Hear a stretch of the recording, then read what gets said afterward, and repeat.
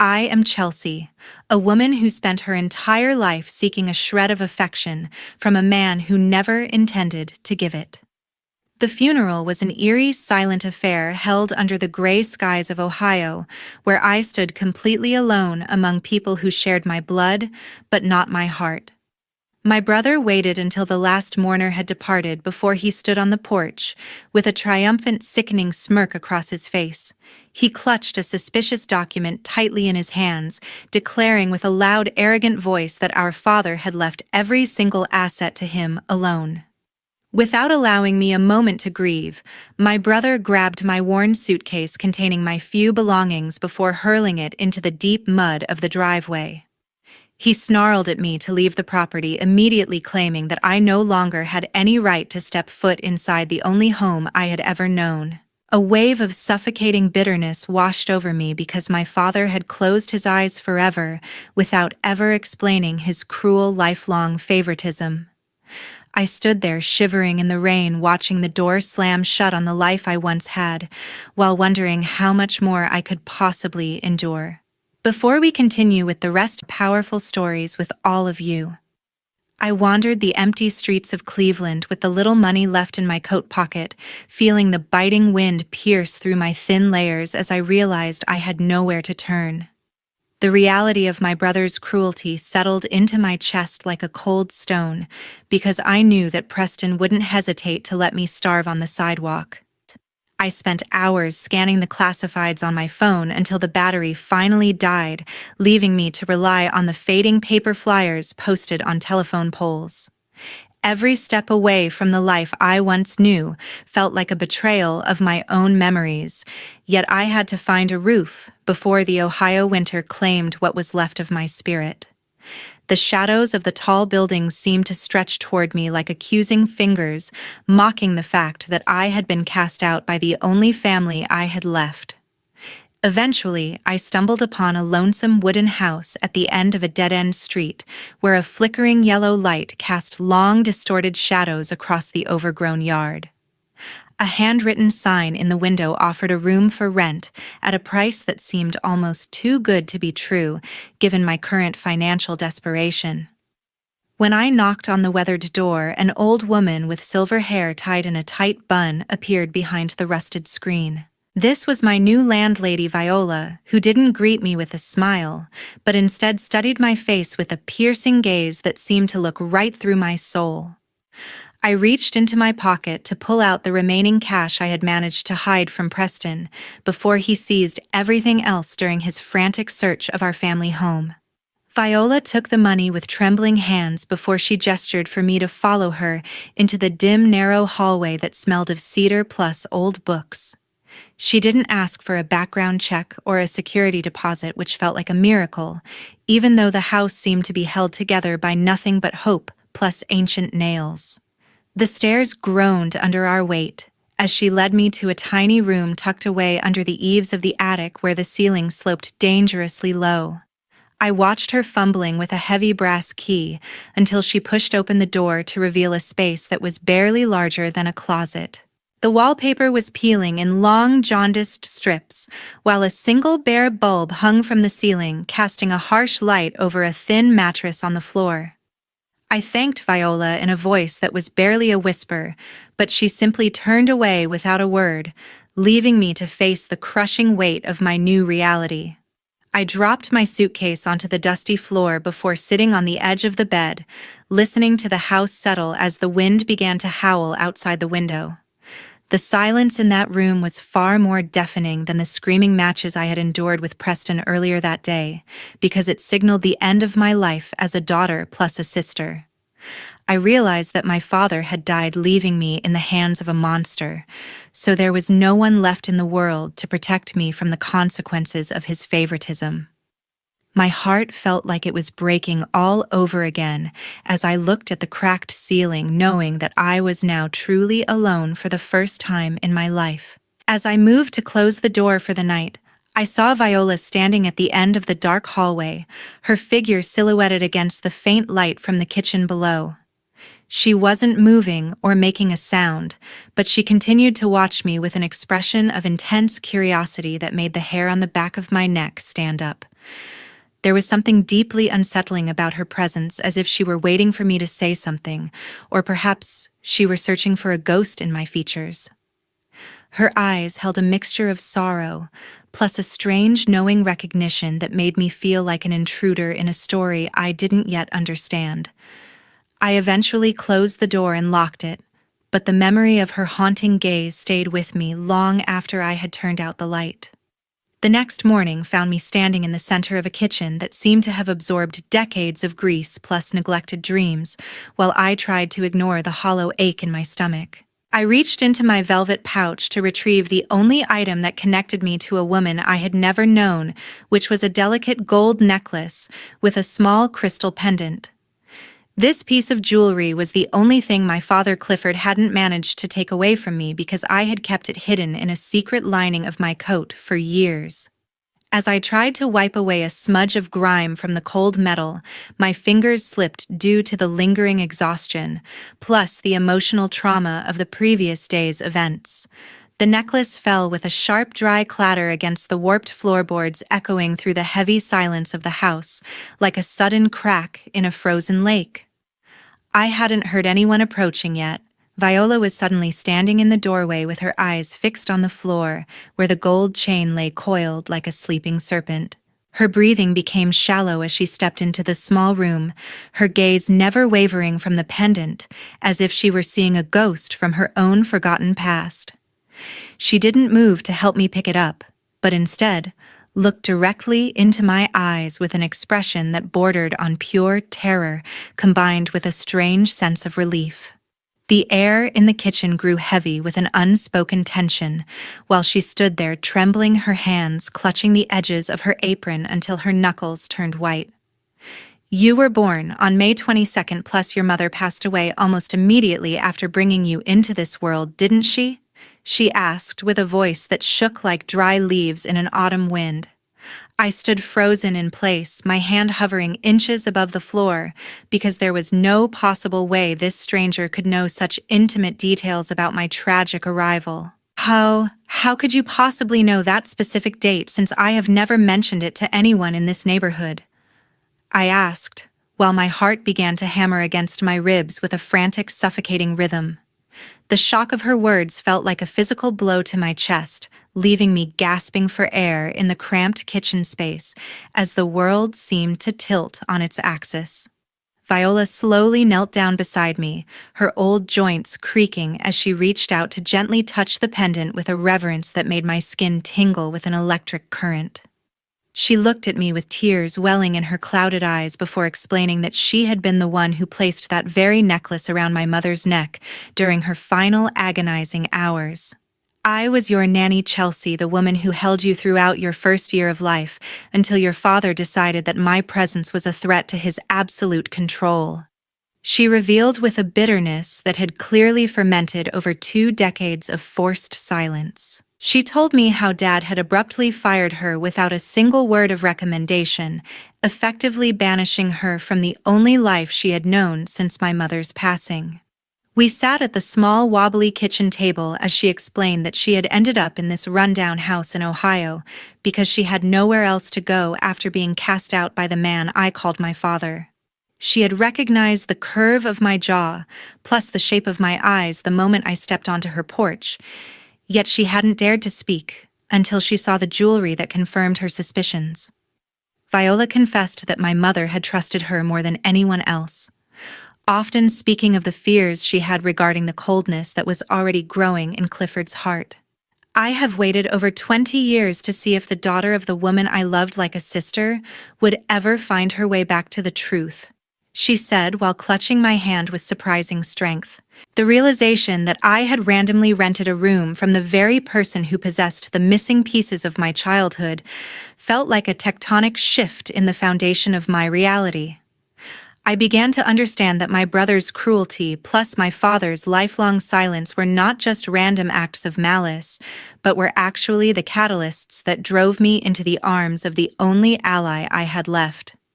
The dusty kitchen no longer felt like a prison of poverty, but rather like a sacred ground where the lies of the past were finally beginning to crumble under the weight of the truth. I looked at Viola, seeing not a strange landlady, but a guardian who had been standing in the shadows of Ohio, waiting for the right moment to hand me the keys to my own history. More than 20 years have passed, yet Viola has preserved those secrets as a sacred vow of honor to my late mother. She sat across from me with a gaze that held the weight of decades, her voice dropping to a low plus steady rhythm as she began to describe the clandestine efforts my mother had made to ensure my survival. My mother had possessed a profound understanding of my father's narrow-minded nature, as well as his propensity to prioritize his own legacy over the genuine well-being of his children. Fearing that my father Clifford would one day leave me vulnerable to his cold whims or the reckless greed of Preston, she had taken desperate steps to secure my future through a hidden legal mechanism. She had worked tirelessly with a private attorney in another city to establish a protected trust fund at one of the most prestigious banks in Ohio, a fortress of wealth that remained entirely beyond the reach of my father's grasping hands. Viola recounted the day Dad finally discovered her involvement in these legal maneuvers, an act of defiance against his domestic authority that he could never truly forgive or forget. He had intercepted a letter from the bankers while Viola was returning from a secret meeting, his face turning a terrifying shade of crimson as he realized his own wife had outmaneuvered him within the very walls of his home. Because the trust was legally ironclad plus protected by a strictly defined set of conditions, Clifford had been unable to touch the money itself. Yet he took his petty revenge by severing the only link I had to my mother's protective spirit. Viola was dismissed within the hour without a single cent of severance, as well as a stern warning never to contact our family again, under the threat of severe legal consequences. I listened with a growing sense of nausea as I realized that the woman who had cared for me like her own daughter had been cast out into the world because she chose to protect my inheritance from a man who should have been my primary guardian. As the full weight of the truth began to sink into my mind, the sorrow I had felt since the funeral was rapidly replaced by a searing plus white-hot rage that burned through my veins like liquid fire. My father had allowed me to grow up feeling like an unwanted burden, forcing me to endure years of Preston's arrogance, plus constant financial hardship while a fortune waited for me just out of reach. Clifford had chosen to hide the truth out of pure spite, preferring to see me struggle in the shadows of his neglect, rather than admit that my mother had never truly trusted him with the future of her child. I rose from the rickety kitchen chair with a sudden burst of energy that startled even me, my hands trembling with the weight of this revelation, while my gaze hardened with a newfound sense of purpose.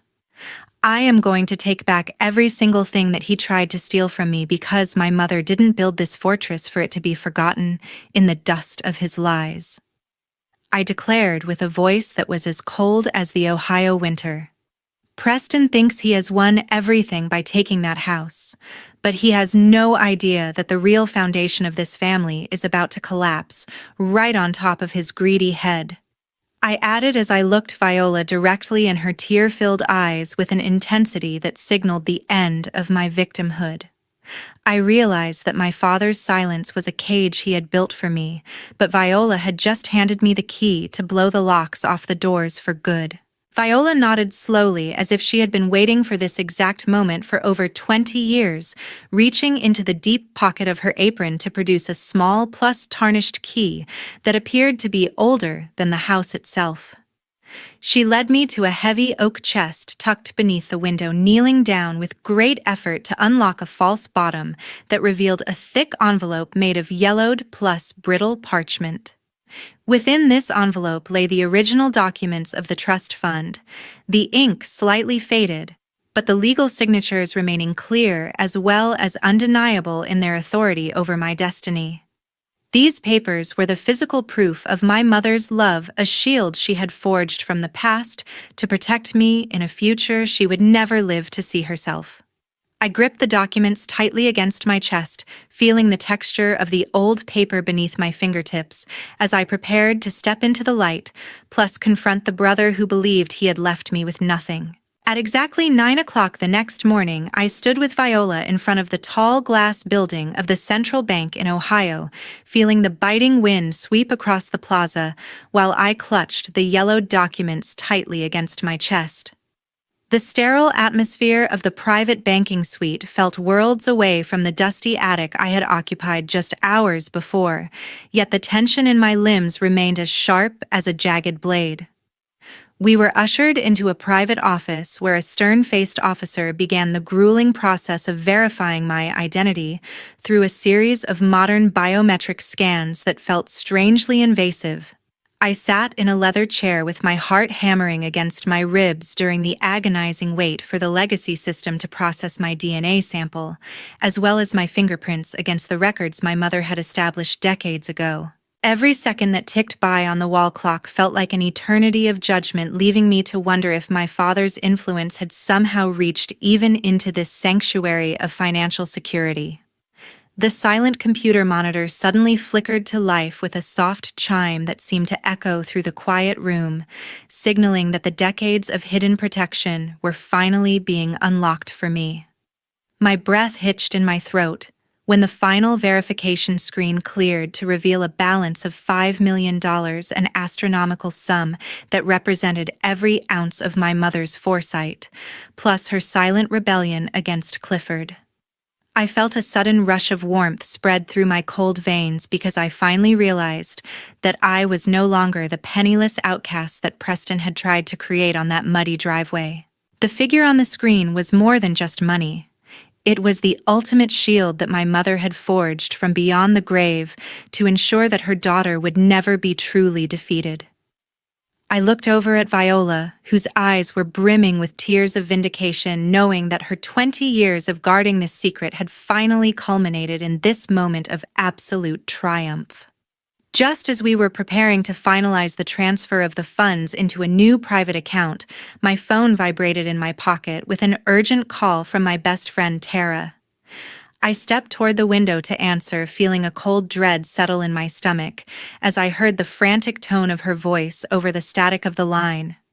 Tara revealed the shocking news that Preston was already in advanced negotiations to sell our family home to a group of shady real estate developers to cover his mounting gambling debts. He had been seen meeting with high-stakes bookmakers at a local diner, desperately trying to liquidate our father's estate before the legal authorities or the creditors could intervene in his reckless spiral of self-destruction. The thought of those greedy strangers tearing down the only home I had ever known made my blood boil with a fierce plus protective rage that I hadn't felt since I was a small child. You need to stay close to that property and report every single person who enters or leaves that driveway until I can get my legal team in place. I told Tara with a sharpness that left no room for hesitation or doubt. She promised to keep a close watch from her car parked down the street, confirming that Preston seemed completely oblivious to the fact that I was currently standing in a bank with more wealth than he could ever imagine. I want you to document every conversation he has with those dealers, because I need enough evidence to bury his claims to that house once and for all. I added, while my mind began to lace together the intricate threads of a counterattack that would strike him where it hurt the most.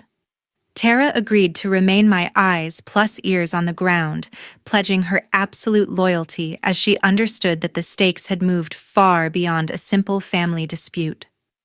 I turned back to the bank officer with a cold plus calculated expression, realizing that I possessed the financial firepower to turn Preston's own greed against him in a way he would never see coming.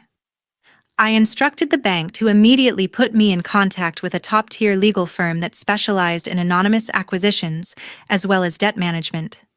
My plan was to have a proxy company quietly buy up every single one of Preston's outstanding gambling debts from the casinos and the private lenders across Ohio.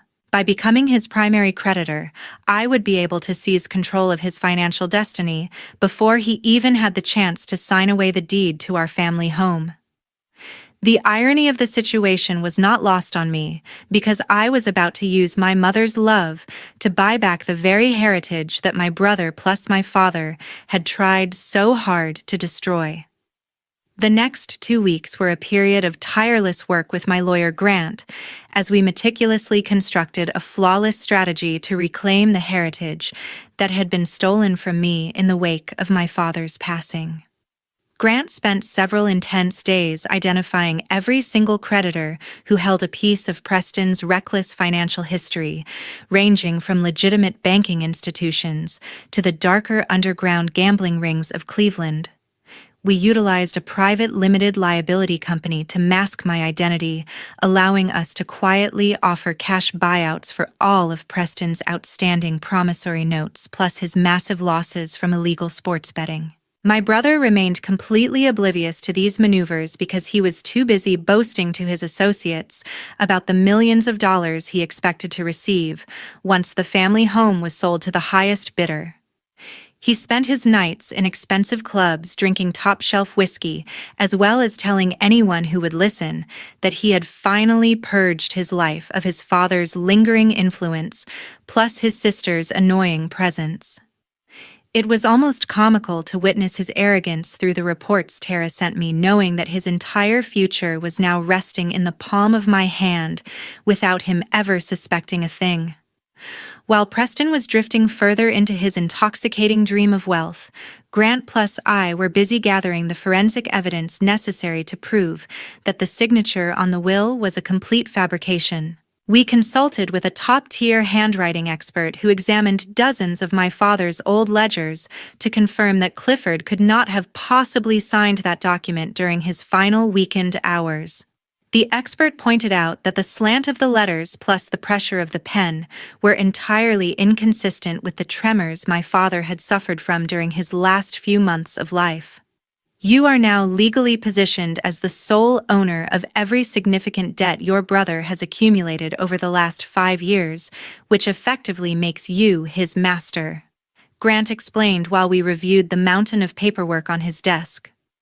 I leaned back in my chair, plus looked at the evidence of Preston's greed, feeling a cold sense of satisfaction that the legal trap was now fully armed, plus ready to be triggered. The beauty of this plan is that we are using the very laws he tried to manipulate to ensure his absolute downfall, without ever having to raise our voices or engage in his petty drama. Grant added, before handing me the final assignment of debt documents for my signature. We discussed the legalities of the foreclosure process in the state of Ohio, ensuring that every step we took was beyond reproach so that Preston could have no hope of a successful appeal in the future. I spent the quiet evenings at Viola's house preparing myself for the confrontation that would take place during the court-ordered auction of our family property. I refused to let any emotion cloud my judgment, because I knew that Preston would try to use his usual tactics of intimidation, as well as verbal abuse, once he realized he had been outmaneuvered. I could almost hear my mother's voice encouraging me to stay strong, as well as focused on the justice that had been delayed for so many years due to my father's silence. We ensured that all our financial accounts were ready to outbid any other potential buyers, plus we made sure the sheriff's department was aware of the possible fraud charges involving the will. The silence I maintained throughout those 2 weeks was not a sign of weakness, but rather the quiet before the storm that would soon sweep away everything Preston had tried to steal from me. Every night I studied the auction procedures plus practiced remaining calm under pressure, because I wanted my brother to see the face of his ultimate defeat without me ever losing my dignity.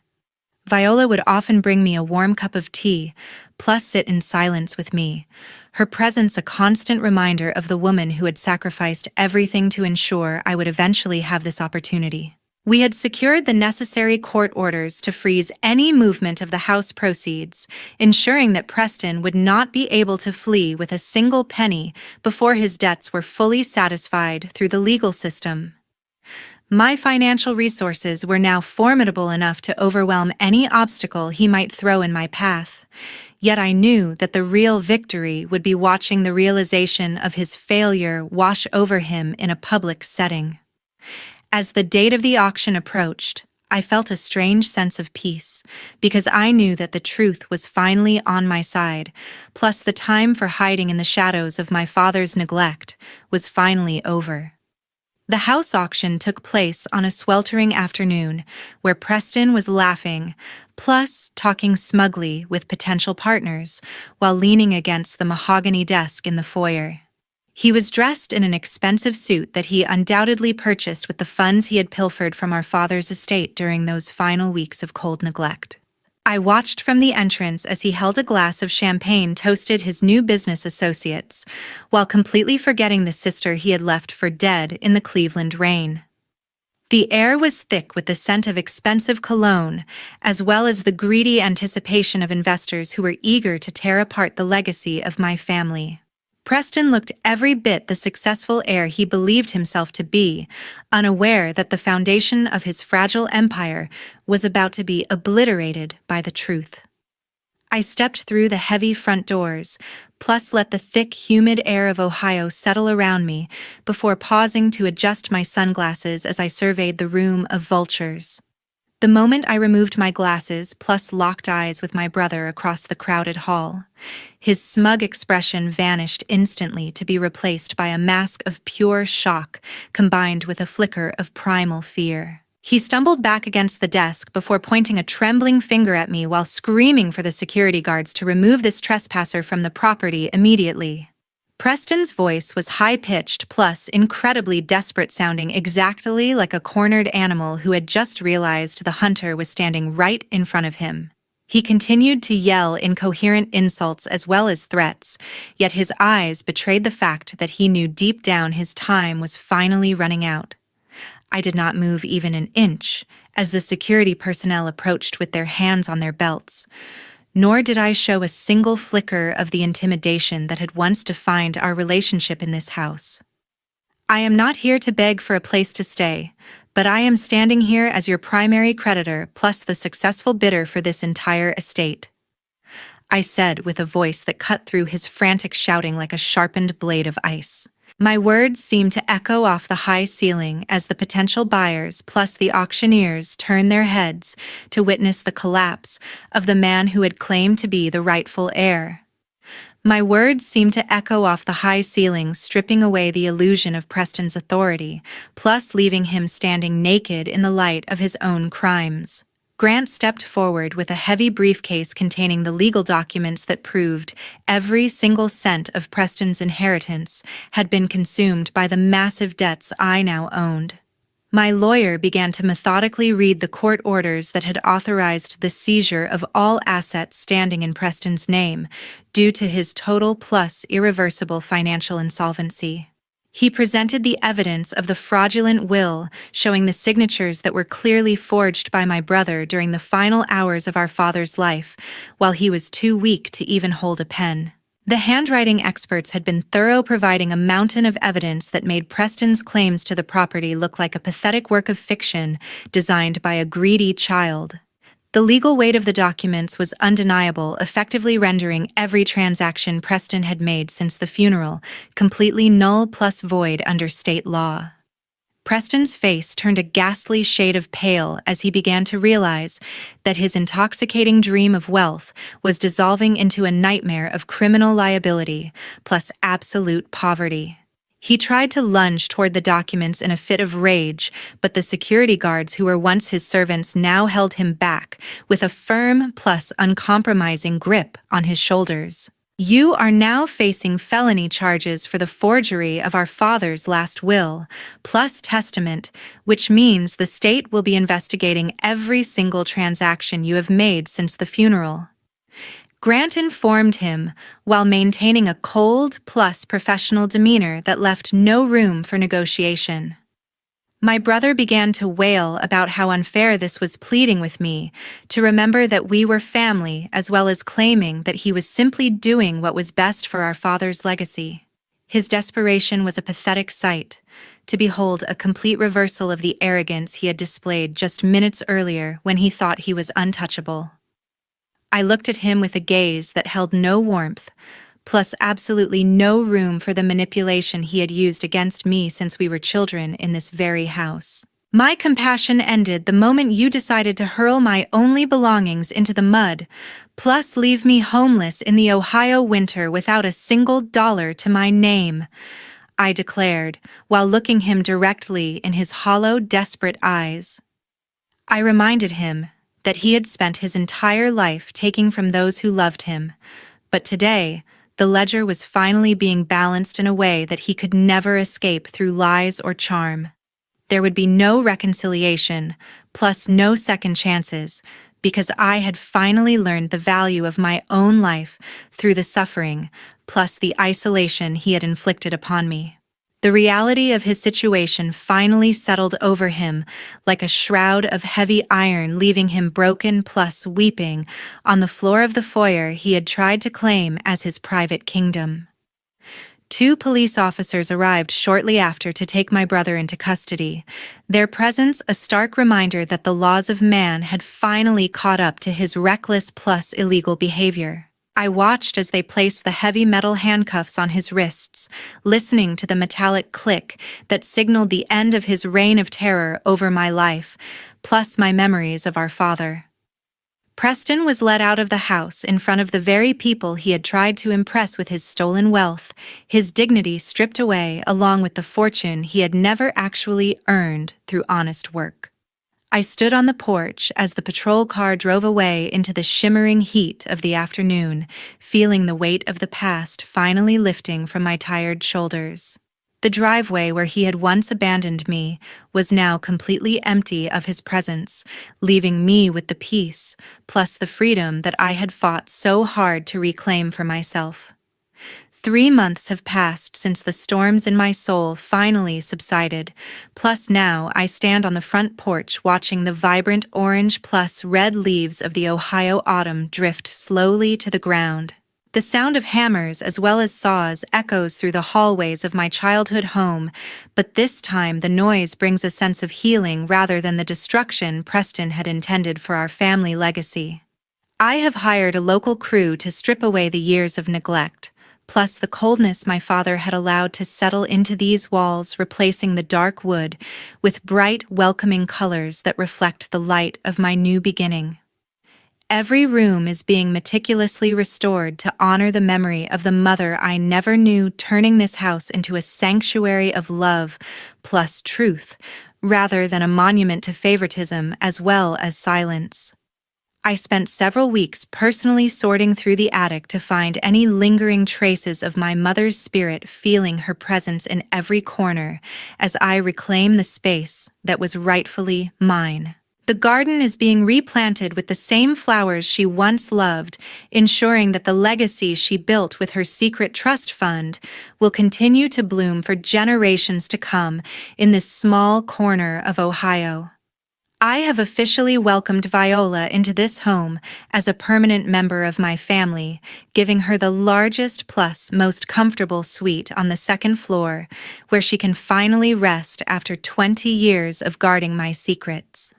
She spends her afternoons sitting by the large bay window with a cup of tea, her eyes shining with a sense of peace that only comes from seeing justice finally served for a woman she loved like a sister. We often talk about the future plus the many ways we can use our new resources to help others who have been marginalized or silenced by the greed of those who should have protected them. Viola has become the grandmotherly figure I never had during those long years of isolation, providing me with the emotional foundation that my father was too afraid or too stubborn to ever offer himself. The bond we share is not one of blood, but of shared sacrifice, as well as a commitment to the truth, a connection that feels far more real than the biological ties that Preston had so thoroughly betrayed. As for the man who once called himself my brother, Preston is now experiencing the harsh reality of the life he tried to impose on me that rainy night after the funeral, as he struggles to survive in a cramped city shelter. He has lost every asset he attempted to steal, and he is now facing a mountain of legal debt that he will likely spend the rest of his life trying to repay to the various creditors I control. With no legitimate skills and no one in the community willing to trust him, he has been forced to take on grueling manual labor jobs just to scrape by on the streets of Cleveland. I came to understand that my mother didn't just leave me money. She left me the strength to stand on my own 2 feet and taught me that the true value of family lies in sincerity and protection. Before we conclude today's powerful story, I want to invite you to stay for a moment, plus, reflect on the profound lessons that Chelsea's journey has revealed to all of us through this narrative. This tale serves as a sobering reminder that favoritism, as well as long-held secrets within a family, can create wounds that take decades to heal, yet justice has a way of finding its path when truth is involved. As do not automatically grant someone the right to your loyalty, especially when they act with malice plus greed. We often feel obligated to forgive family members who hurt us, but Chelsea's decision to cut ties, plus protect her own peace, is a brave example of setting necessary boundaries in a toxic environment. I personally feel that Clifford's greatest mistake was not just his favoritism, but his cowardice in hiding the truth, which allowed a monster like Preston to flourish at the expense of his own daughter's well-being. Now I want to hear from you because your perspective is what makes this community so special, plus insightful for everyone involved in our shared journey. If you were in Chelsea's position, would you have been able to stay so calculated as well as patient during such a difficult time, or would you have handled the confrontation with Preston differently? Perhaps you believe she should have offered a small amount of mercy to her brother despite his cruelty. Or do you agree that his current homelessness is the only fair consequence for his betrayal? Please do not hesitate to share your opinions, plus your personal thoughts in the comments below, because I truly enjoy reading your unique takes on these complex family dramas. Thank you so much for listening until the very end of this story, as well as for supporting of justice. Your incredible engagement helps us grow, as well as allows us to bring more stories